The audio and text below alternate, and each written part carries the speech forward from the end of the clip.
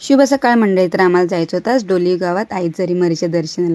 पण काय सांगू, ह्या पावसाने पूर्ण रात्र गाजवली आणि लाईट अजिबात नव्हती आणि इन्व्हर्टरही लवकरच संपलेलं. पण काय करायचं, आईच्या दर्शनाला जायचं होतं म्हणून लवकर उठावंच लागलं.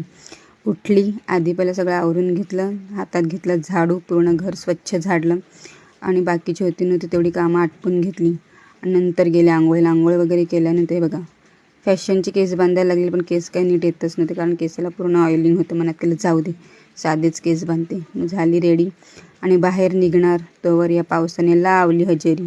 इतका पाऊस होता की मला बाहेर उतरायलाच कंटाळा आला. मनात करते आधी पाऊस कमी होऊ दे नंतरच बाहेर निघेल. मग गेली आणि आईला फुलपान वगैरे घेतलं, वेण्या वगैरे घेतल्या. हे बघा पूर्ण मच्छीने नाकाच भरलेला.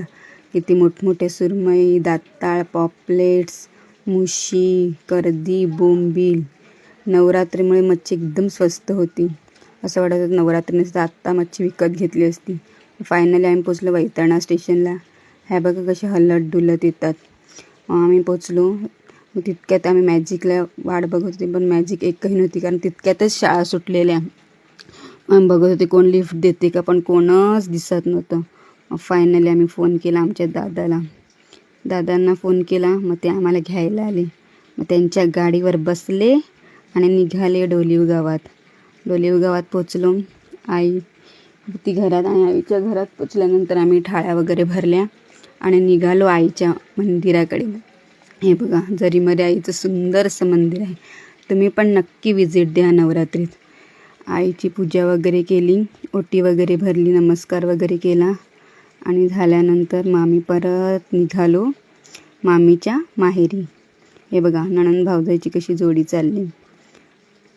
नणंद भावजाई कमी, बहिणीच जास्त आहेत आम्ही. मग निघालो परत आम्ही मामीच्या माहेरी कारण तिथेही आईची स्थापना होती. सुंदर अशी मूर्ती होती, एकदम क्यूटशी. मग तिथेही आम्ही दर्शन घेतलं आणि मग निघालो परत पुष्पाईच्या घरी. तिथे आम्ही जेवायला होतो. जेवलो वगैरे आणि निघालो मी सोनूच्या घरी. हे बघा रस्त्यात आम्हाला नागदेवतेने दर्शन दिलं. सोनूच्या घरी पोचल्यानंतर तिथे आमची खूप खातिरदारी झाली. खूप खायला प्यायला दिलं, पण काय करायचं, जेवूनच इतकं पोट टाईट झालं की मी काहीच नव्हतं खाल्लं. त्यांच्याच घराच्या बाजूला मस्त छानपैकी असं तलाव होतं आणि सगळं झाल्यानंतर मग आम्ही निघालो घरी. वैतरणा स्टेशनवर पोचलो. ट्रेनची वाट बघत होतो, ट्रेन काय येतच नव्हती. मग फायनली ट्रेन आली आणि आम्ही निघालो घराकडे. घरी पोचली इतकी थकलेली की काय सांगू. आधी पहिला गेली आणि आंघोळ केल्याने फ्रेश झाल्यानंतर पडली उतानी आणि मस्त अशी झोपली की 7-7:30ला उठायला गेली.